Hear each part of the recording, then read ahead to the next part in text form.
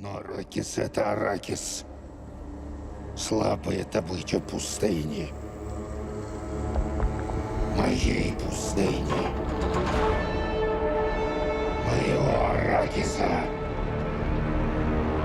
Моей тюрьмы.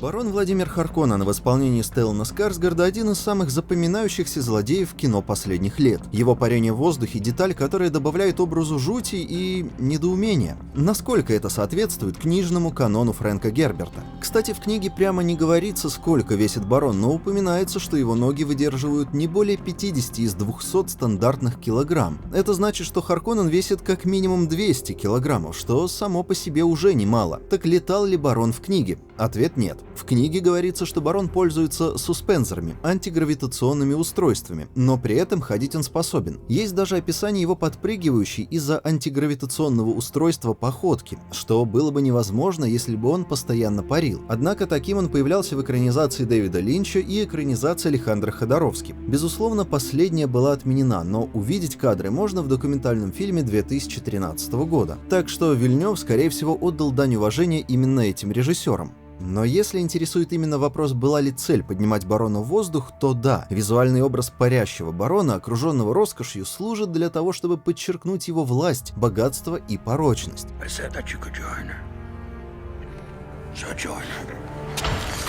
Харконнен настолько погряз в чревоугодии и жажде наживы, что его тело буквально отражает эти пороки. Еще один элемент, отсутствующий в книге, это сцена, где барон принимает ванны с маслом. Вильнёв объяснил, что идея пришла к нему во сне, а Скарсгард признался, что боялся даже спросить на площадке, из чего на самом деле состояла эта жидкость. На самом деле это не масло, это лечебная грязь, но зрители этого знать не обязаны. Важен символизм. Барон предстает перед нами как опасный хищник, чудовище, покрытое скользкой, отталкивающей жидкостью, будто крокодил, медленно поднимающийся к поверхности за добычей.